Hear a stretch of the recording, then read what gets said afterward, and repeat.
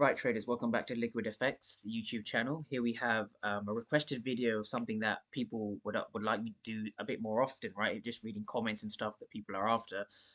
I'm going to stick to doing 2 outlooks per week now because these seems to be popular videos that a lot of people want to see, right? So here I'm going to be dissecting the euro dollar and the pound dollar on the weekly time frame and the daily time frame only, just to get a gist of where I think the higher time frames are going and where you should be positioning yourself as intraday traders or as swing traders, right?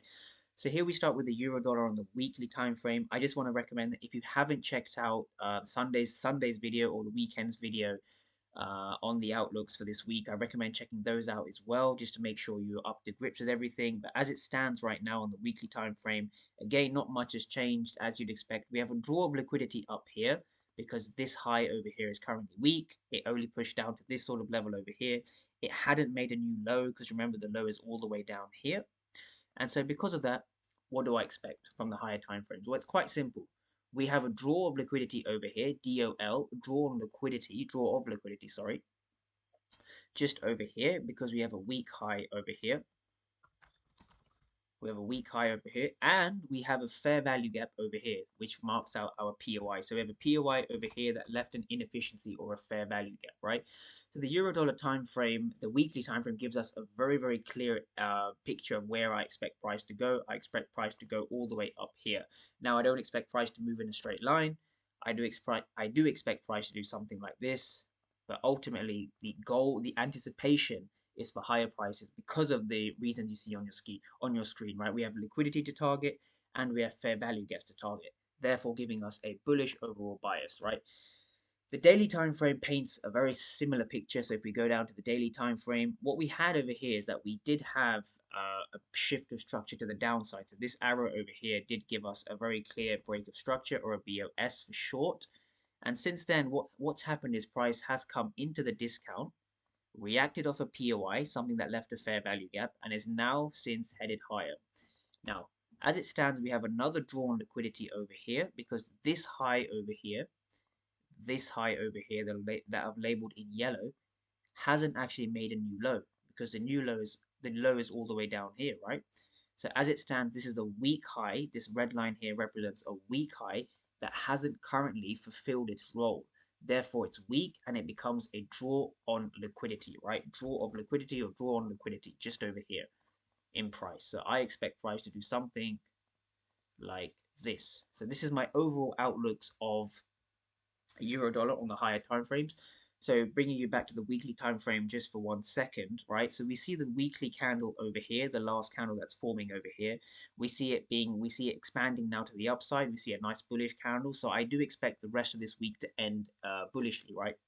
Friday we could see a TGIF bearish retracement, but overall this week will be bearish on euro dollar. Exactly the same outlooks for pound dollar, right? Because what we have over here is we have a drawn liquidity just above us over here. So just zooming out quickly on pound dollar, right? We're currently operating between this high and this low, right? So when we look at the drawn liquidity, right, what we need to understand is that this high simply came down to this point and hasn't made a new low. Now, when price hasn't made a new low, it means that this is a weak structural point over here and therefore becomes our drawn liquidity, right? So we look to target it.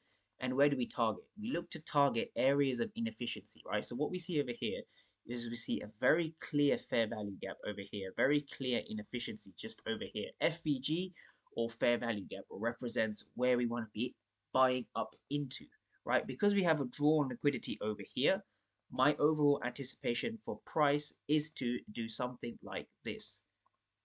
And I expect price to get up to 1.34, 1.35, around this sort of level over here.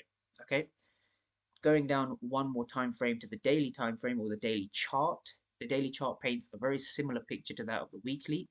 So what we had over here is we had a clear shift of structure to the upside. So we had a higher high, a higher low, and a higher high. So if we look at price now carefully and more clearly, we had price mitigate a POI in the discount, right? So we had a POI over here that was mitigated. POI in the discount below the 50% level. So we saw a retracement into a discount, and since then we've headed higher. And you have to understand that when we have this high over here, this drawn liquidity from the weekly time frame, On the daily time frame, this also stands as a weak structural high. This is very important to understand.